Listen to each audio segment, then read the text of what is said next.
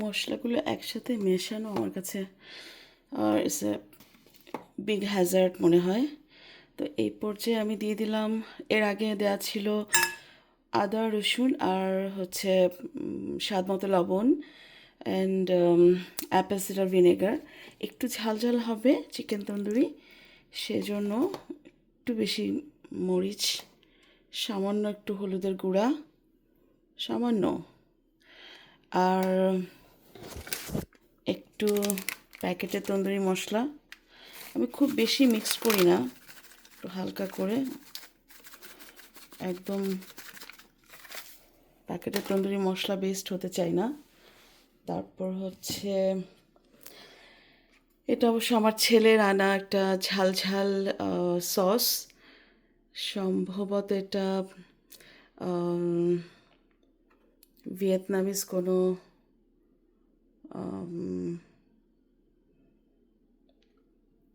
থাইল্যান্ডের একটা chilli sauce.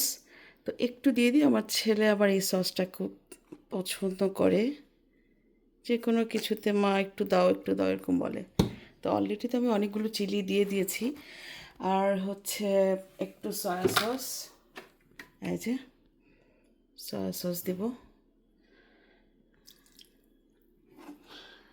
তো এই পর্যায়ে আমি দিয়ে দিব আর একটু অ্যাপেল সিডার ভিনেগার। আমার অবশ্য একটু সুইট টমেটো সস দরকার ছিল, যদি আমি পাচ্ছি না, আমার বাচ্চারা আসলে কোথায় রেখেছে আমি জানি না। তো দুপুরবেলা পার হয়ে বিকেল 4টা বেজে গেছে, ওদের বাবা গেছে অ্যারিনাকে নিয়ে আসার জন্য, সাথে মনে হয় সামিনও বাসায় নাই।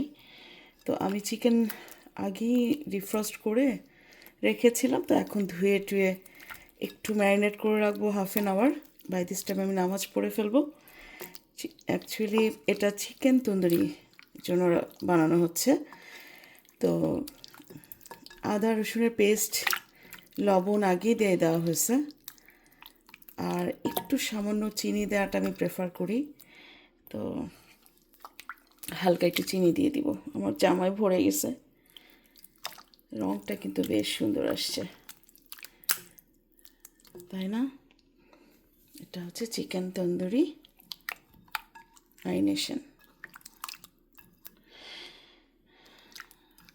তো বেশ ভালো করে মাখালাম, মাখানোটা ভালো করে হয়ে গেল। আর এই পর্যায়ে একটু তেল দিয়ে দিতে হবে। তেলের মধ্যে আমি সয়াবিন তেলটা ইউজ করব। এই যে ক্যানোলা, এটা সয়াবিন না, ক্যানোলা যেটা আমার বাসায় আছে।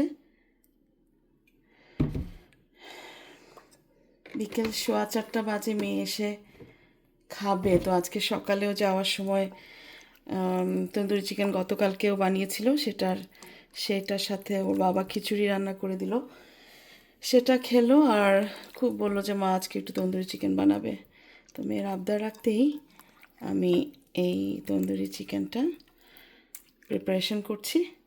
4 পিস, আমার বাচ্চারাই খাবে, আমি আসলে অত খাই না তন্দুরি চিকেন।